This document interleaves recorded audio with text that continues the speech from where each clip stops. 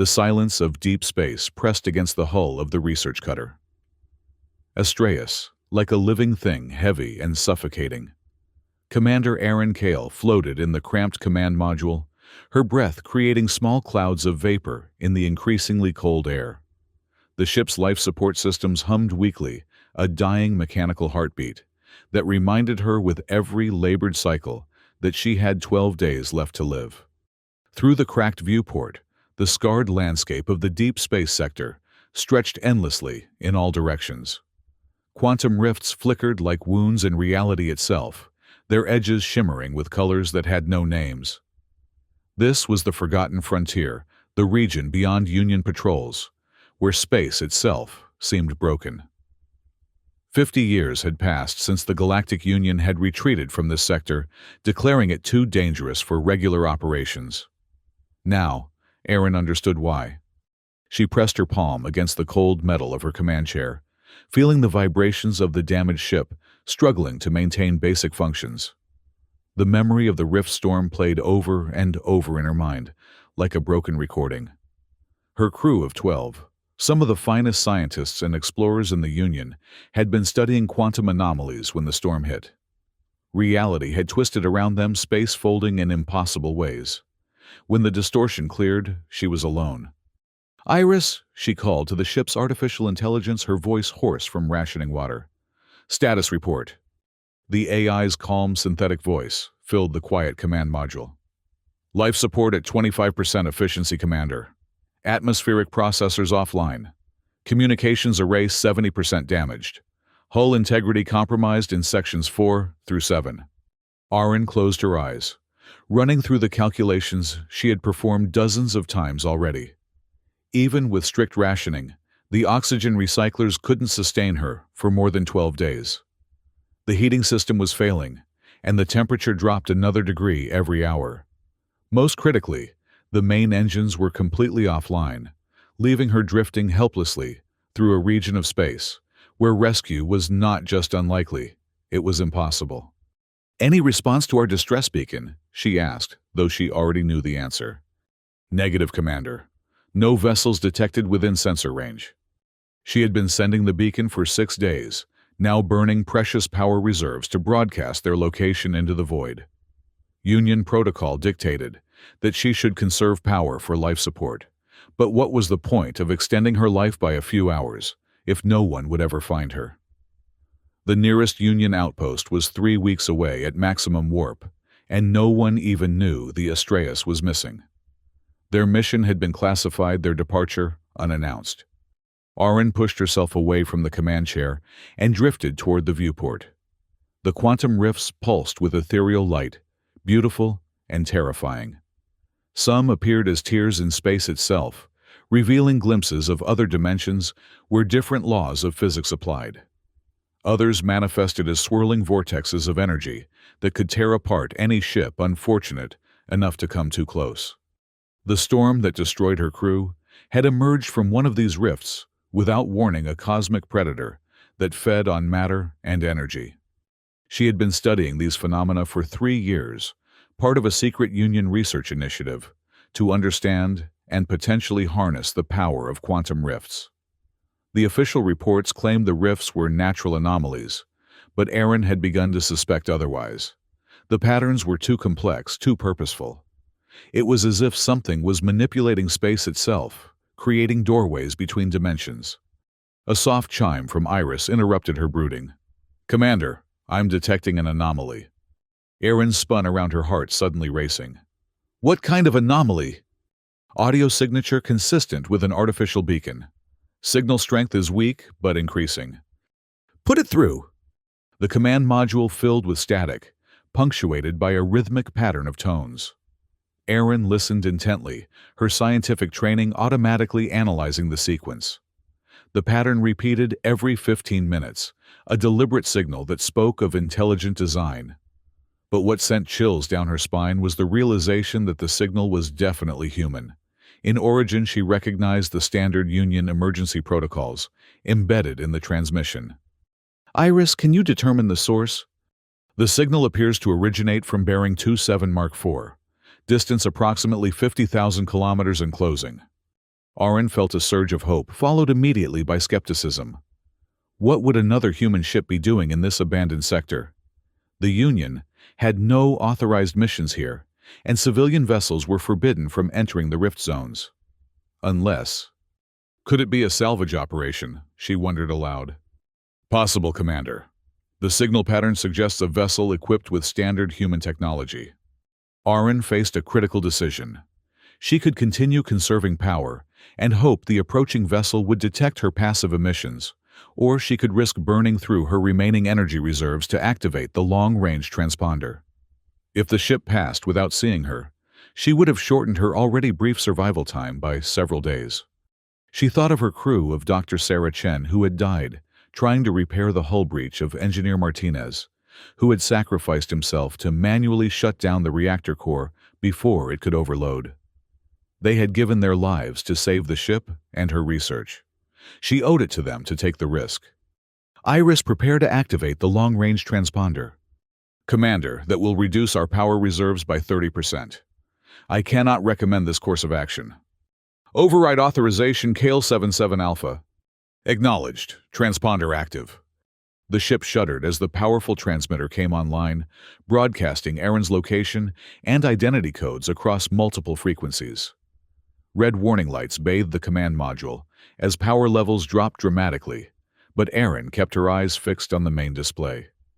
If this gamble failed, she would die days sooner than necessary, alone in the dark between the stars. Minutes crawled by like hours. The mysterious signal continued its rhythmic pulse, and Iris reported that the source was still approaching. Then, just as Aaron began to wonder if she had made a terrible mistake, the main display lit up with an incoming transmission. Unknown vessel, this is Captain Mira Shu of the Starbound Mercy. We're receiving your distress signal. Please respond. Aaron's hands trembled as she activated the communications array. Captain Shu, this is Commander Aaron Kale of the Union research vessel, Astraeus. We have suffered critical damage and are in immediate need of assistance. A pause, then, Commander Kale, we're showing your ship adrift in a restricted zone. What's your status? Life support failing, crew casualties, engines offline. We were caught in a rift storm 6 days ago. Another pause, longer this time. Aaron could almost hear the debate happening on the other ship's bridge. Finally, Captain Shu's voice returned, warmer now and filled with determination. Hang tight, Commander. We're coming to get you. Through the viewport, Aaron caught her first glimpse of her rescuers. The Starbound Mercy was unlike any Union vessel she had ever seen. Where Union ships were sleek and uniform, this craft appeared to be assembled from dozens of different components. Mismatched hull plating created a patchwork exterior, and various sensor arrays and communication dishes sprouted from the hull like mechanical growths. It was clearly a salvage vessel built for function rather than aesthetics. As the ship drew closer, Aaron could see that despite its rough appearance, the Mercy moved with surprising grace. The pilot knew what they were doing, adjusting course with minimal thruster burns to account for the gravitational anomalies caused by nearby rifts. This was a crew that had experience operating in dangerous space. Commander Kale, Captain Shu's voice crackled through the comm. We're going to dock with your port airlock. Our scans show it's the only one still maintaining pressure. Understood. Be advised that sections 4 through 7 have hull breaches. Copy that. We'll be careful. Aaron watched through the security monitors as the Starbound Mercy maneuvered alongside her ship. The docking sequence was flawless, despite the fact that the two vessels had completely different connection systems. The salvage crew had improvised an adapter, another testament to their experience with unconventional situations. The airlock cycled, and Aaron found herself face to face with her rescuers. Captain Mira Shu was a woman in her 40s, with graying hair and intelligent brown eyes that seemed to take in everything at once. She wore a patched flight suit that had seen better days, but her movements were confident and assured. Behind her came a tall, lean man with calloused hands and a toolkit strapped to his belt, clearly the engineer. 2 other crew members flanked them, both armed, but holding their weapons in a non-threatening manner. Commander Kale, Captain Shu extended her hand. I'm Mirashu. This is Dex Tal, my chief engineer, and crew members Rodriguez and Singh. Aaron shook the offered hand, surprised by the firm warmth of human contact after days of isolation. Thank you for responding to my signal. I wasn't sure anyone would receive it. Dex Tal was already examining the airlock seals with a practiced eye. Lucky we were in the neighborhood. Don't get many Union vessels out here. There was an edge to his voice that made Aaron cautious. She had heard rumors about independent salvage operations that operated outside Union jurisdiction, some of them little better than pirates. But these people had answered her distress call when they could have easily ignored it. "What's your situation?" Captain Shu asked, her tone professional but concerned. Aaron gestured toward the main corridor. "Follow me, I'll show you." As they moved through the ship, Aaron explained what had happened during the rift storm. She noticed that her rescuers asked pointed questions about the Astraeus research mission and the quantum anomalies in the sector. Their knowledge of rift physics was surprisingly sophisticated for a civilian salvage crew. "Your atmospheric processors are shot," Dex announced, after examining the life support systems. "But the good news is, we can jury-rig a connection to our ship's recyclers. Should give you breathable air while we work on repairs." "Repairs?" Aaron was surprised. "I thought you would just evacuate me." Captain Shu exchanged a glance with her engineer. "That depends. What exactly was your research team studying out here?" Aaron hesitated. The details of their mission were classified, but these people had just saved her life. And given their obvious familiarity with the rift zones, they might already know more than she realized. "Quantum rift formation and behavior," she said finally. "We were trying to understand how they form and whether they follow predictable patterns." "Find anything interesting?" Dex asked, working to connect a flexible hose between the two ships' life support systems. Aaron studied his face, looking for any sign of ulterior motives. "Some patterns suggest the rifts aren't entirely natural phenomena. There appears to be some kind of intelligence guiding their formation." This time, the exchange of glances between the salvage crew was unmistakable. Captain Shu made a decision. "Rodriguez, Singh, secure the perimeter and monitor for other ships. Dex, finish the atmospheric connection." She turned to Aaron. "Commander, I think we need to have a conversation." They gathered in the Astraeus small conference room, now warmed by the influx of air from the star-bound Mercy. Captain Shu activated a small device that emitted a faint electronic hum. "Signal scrambler," she explained, "just in case anyone's listening." Aaron felt a chill that had nothing to do with the ship's failing heating system. "Who would be listening?" "The same people who sent you into a rift storm without backup or escort," Captain Shu replied grimly. "What do you mean?" Dex pulled up a holographic display showing the local stellar cartography. "Commander, we've been operating in this sector for 3 years.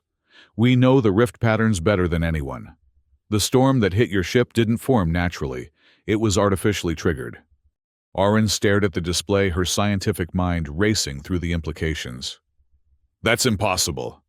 The energy requirements alone would be beyond current human technology," Captain Shu finished. "But not beyond the capabilities of the entities we call the architects."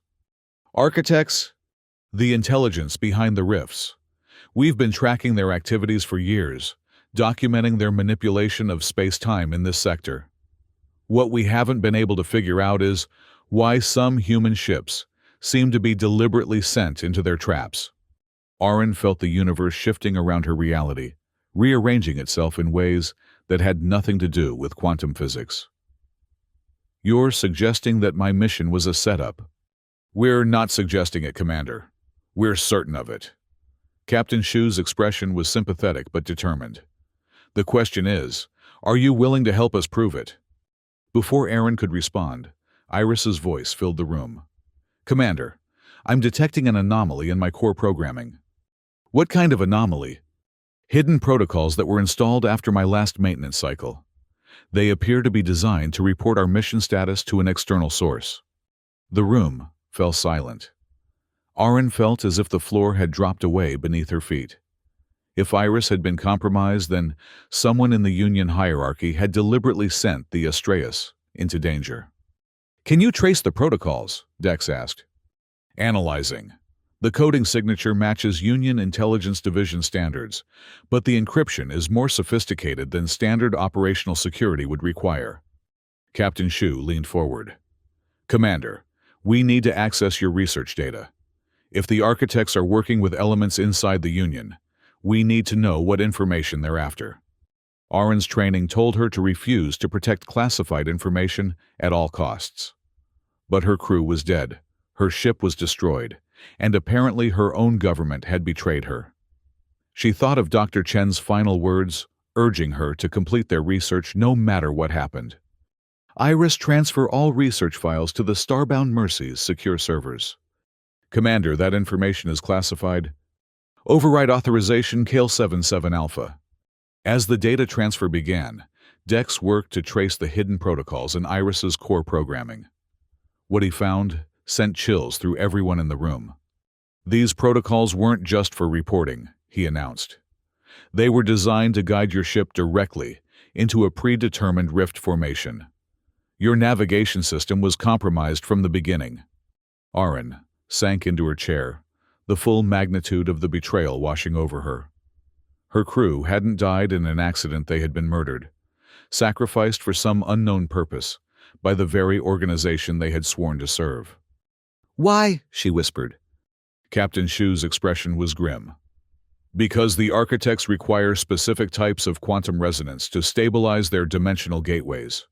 Ships like yours with advanced sensor arrays and quantum field generators provide exactly the kind of energy signature they need. The Union is feeding them ships." "Not the entire Union," Dex clarified, "but someone with access to classified mission parameters and AI programming. Someone who can arrange for research vessels to be sent into specific coordinates at precisely the right time." Before anyone could respond further, Rodriguez's voice crackled through the comm system. "Captain, we've got company. Union battlecruiser just dropped out of hyperspace bearing 0 Mark 15. Through the viewport, they watched as the massive bulk of the Indomitable materialized against the starfield. The battlecruiser was a fortress in space, bristling with weapons and armor plating. Compared to the Starbound Mercy, it was like a hawk facing off against a sparrow. "This is Admiral Chorus of the Union battlecruiser, Indomitable." A stern voice announced over the emergency frequency. "Commander Kale, you will transfer to our vessel immediately for debriefing. The civilian craft will stand down and prepare to be boarded." Captain Shu was already moving, issuing rapid orders to her crew. "Singh, prep the shift drive. Rodriguez, get those quantum disruptors online. Dex, how long until we can disconnect from the Astreus?" 2 minutes for a clean separation," the engineer replied. Arin grabbed Captain Shu's arm. "You can't fight a battlecruiser. They'll destroy you." "Not if we're not here when they try." Shu's smile was fierce. "Commander, you've got 30 seconds to decide. Come with us and help expose this conspiracy, or go back to your Union friends and pretend none of this happened." The choice should have been obvious. The Union was her life, her career, her sworn allegiance. But the faces of her dead crew haunted her, and the evidence of betrayal was undeniable. Dr. Chen had died for nothing more than the ambitions of traitors and alien entities. "Disconnect the ships," Arin ordered. "I'm going with them." The next few minutes were chaos. The Starbound Mercy separated from the Astreus, just as the Indomitable opened fire with warning shots. The salvage ship's engines roared to life, pushing the craft away from the derelict research vessel with surprising acceleration. "Union vessel, you are harboring a fugitive," Admiral Chorus's voice boomed. "Surrender immediately or face the consequences." "Sing now would be good," Captain Shu called. The shift drive was unlike anything Arin had experienced. Instead of the smooth transition of Union hyperspace technology, this felt like being grabbed by a giant hand and hurled across space. Reality blurred around them as the ship made a series of micro-jumps, each one covering half a light-year in the span of a heartbeat. Behind them, The Indomitable gave chase its more powerful engines, allowing it to match their desperate flight. But the battlecruiser was designed for straight-line speed, not the kind of evasive maneuvering that Dex was pulling off. The shift drive allowed the Mercy to change direction between jumps, making their course unpredictable. "They're gaining," Rodriguez reported from the sensor station. "Where's the nearest rift cluster?" Captain Shu demanded.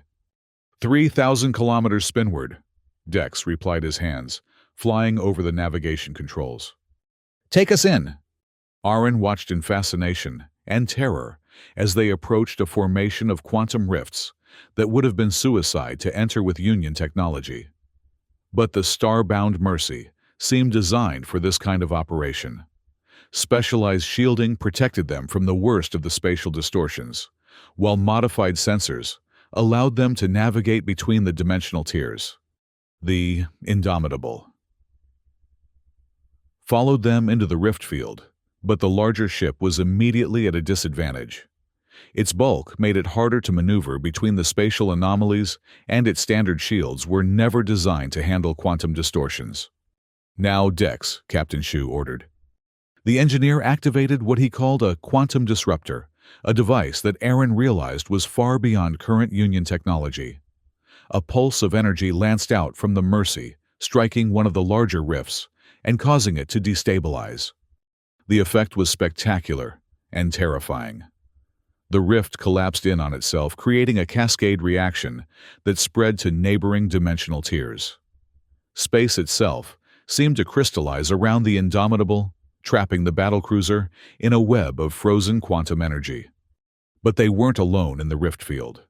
As the distortions cleared, another ship became visible, something that defied every principle of human engineering. It was a vessel of impossible geometry, its hull seeming to exist in multiple dimensions simultaneously. Surfaces that should have been solid appeared translucent, while areas that looked empty contained clearly mechanical components. "Architect's ship," Singh breathed. The alien vessel began to move, its form shifting and flowing like liquid metal. Weapons that existed partially in other dimensions opened fire, sending beams of energy that ignored conventional shielding and struck directly at the molecular level. "Hit them with everything we've got," Captain Shu ordered. The quantum disruptor fired again its energy, striking the Architect ship's hull. The effect was immediate and dramatic. The alien vessel's flowing surfaces suddenly solidified, its dimensional shifting abilities neutralized. The ship became fully material, locked into three-dimensional space, where conventional physics applied. But the Architects weren't helpless. Even trapped in normal space, their weapons were devastatingly effective. The starbound Mercy shook under the impact of energy beams that seemed to phase in and out of existence. "Hull breach on Deck 3, Rodriguez reported. "Return fire," Shu commanded. The salvage ship's weapons were crude compared to Union military hardware, but they were effective against the now solid Architect vessel. Missiles and plasma cannons carved chunks from the alien hull, revealing strange crystalline structures beneath the metallic skin. The battle was brief, but intense. The Architect ship, designed for operations across multiple dimensions, was vulnerable when forced to exist entirely in normal space. Under the concentrated fire of the star-bound Mercy's weapons, it began to break apart. The alien vessel's destruction created a secondary effect that no one had anticipated. The crystallized quantum energy from the disruptor weapon began to spread, fracturing the remaining rifts in the area. The Indomitable, still trapped in the web of frozen spacetime, found itself cut off from both normal space and the dimensional pathways the Architects used for travel.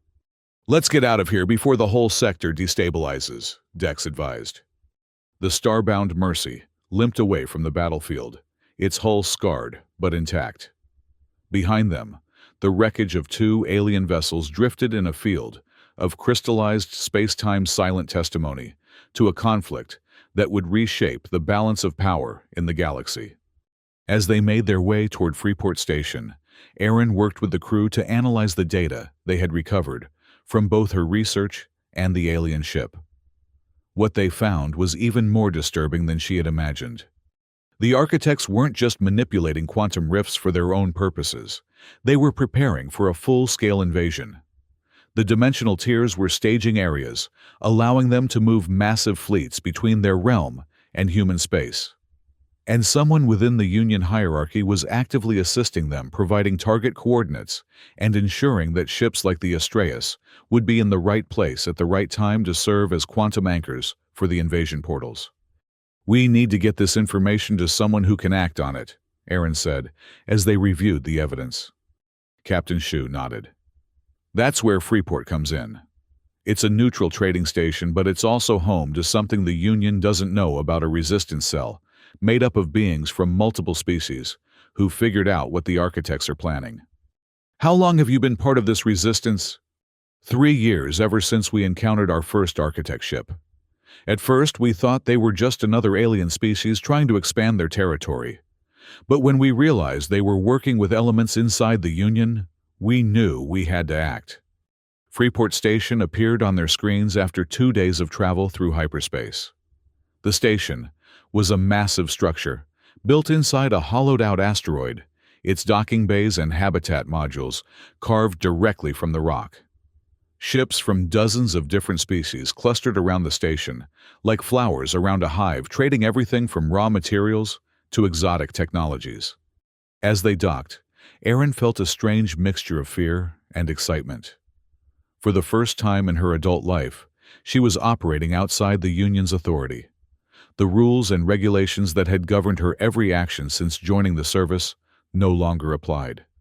She was free to make her own choices, but also terrifyingly responsible for the consequences. Captain Shu led her through the station's winding corridors, past markets where species she had only read about in xenobiology texts hawked their wares. The air was filled with the babble of a dozen different languages and the exotic scents of alien foods. They arrived at a section of the station that seemed quieter, more purposeful. Here, beings from across the galaxy worked together with a common purpose. Aaron recognized the efficiency of a military operation, even one disguised as a civilian research facility. "Commander Kale," a voice called out as they entered what appeared to be a command center. "I'm General Valdris of the Centauri Defense Force. Captain Shu has told us about your situation." The general was a tall, elegant being with blue-tinged skin and large, intelligent eyes. Aaron had studied Centauri anatomy, but had never met one in person. Their species was known for their analytical minds and their commitment to peaceful cooperation between star-faring civilizations.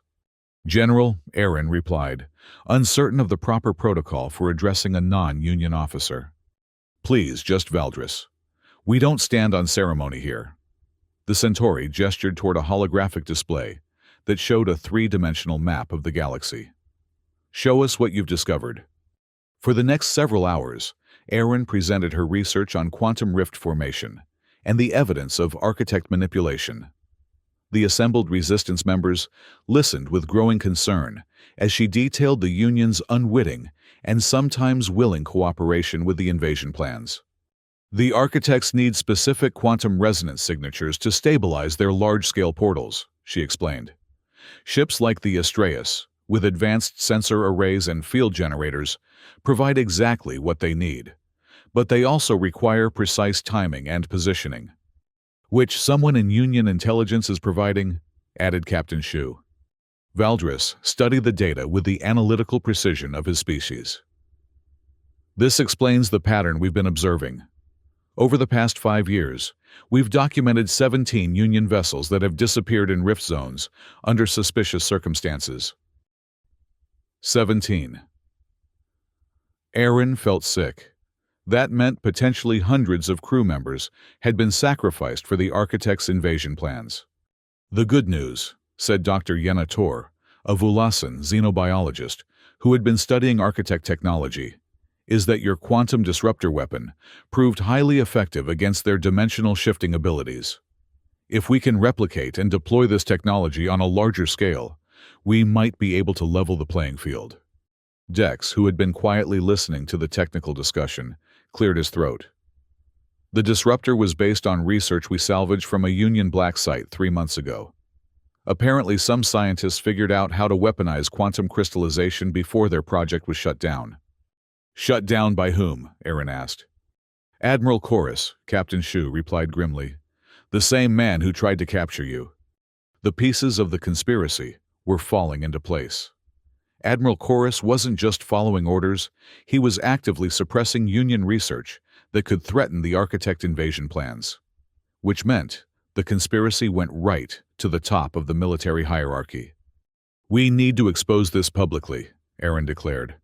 The Union Congress, the media, anyone who will listen. General Valdres shook his head sadly.